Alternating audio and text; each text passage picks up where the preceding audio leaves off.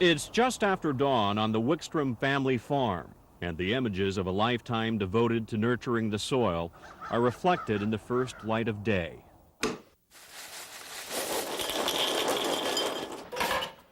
As Chuck and Marlis Wickstrom begin the day, there is a sense of an impending loss. This is it. It's coming to a screeching halt. Ordinarily this time of year, they would be making preparations for the planting season. Instead, they prepare to end a family tradition that has spanned 3 generations. All you ever wanted to do is farm, right? Yeah. Yeah, I farmed for 45 years. And that's really all I've ever done.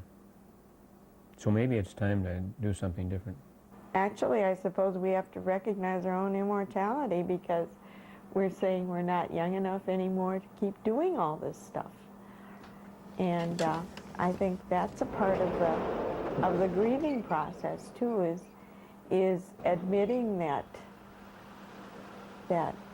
you're at a different point in your life. One last time, Chuck will hitch up his equipment.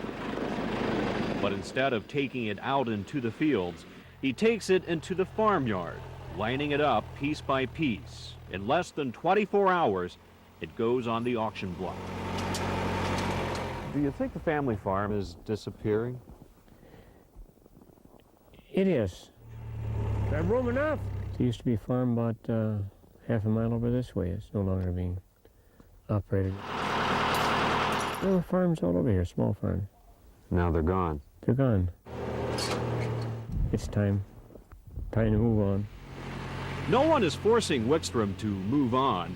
None of his 3 daughters is interested in farming, so he sold part of the farm to the neighboring town of Isanti, which also has an option to buy the rest of it. Besides, farming isn't what it used to be, even though crop prices are. Your corn, for example, how much do you get for your corn compared to, say, 30, 40 years ago? Well, that's kind of a joke because in 1948, I remember corn was around $3 a bushel, and you can't even get that today. Not only is life changing for the Wickstroms, it would seem a way of life is gradually disappearing from the Minnesota countryside, and the numbers are staggering. On average, the state loses 2,000 farms a year.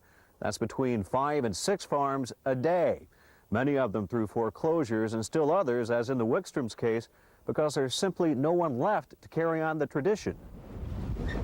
After months of preparation, anticipation, and dread, the final day arrives. It's as though the past 45 years have led up to this very moment.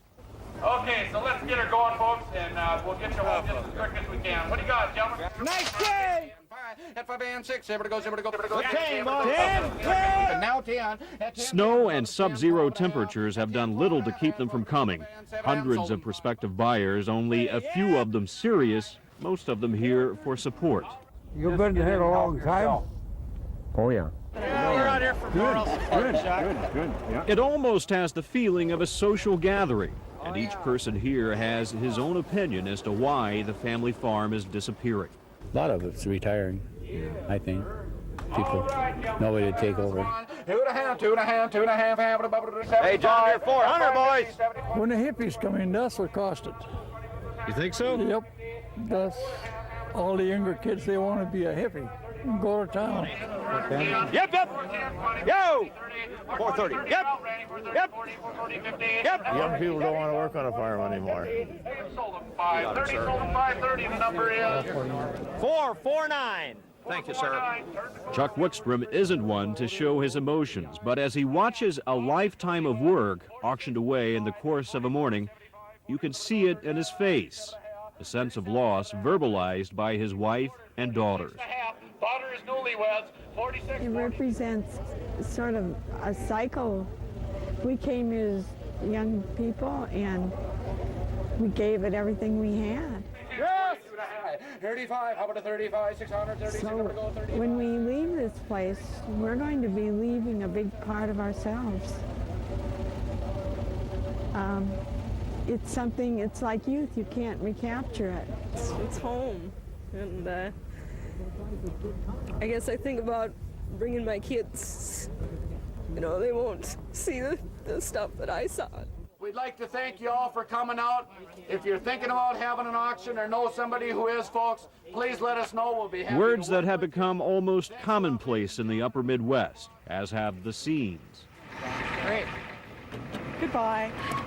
It's difficult to know what's going through Chuck Wickstrom's mind on this day, but Marlis Wickstrom understands in a way only a wife of 37 years could, and she captures it in a poem. Out in a field, I see an aging farmer gazing over the stubble of corn plants harvested months ago. 45 summers of nurturing, cultivating, growing. An uninvited tear escapes to a weathered cheek as he bids farewell to the soil he loves. Brad Woodard, KARE 11 News, Isanti.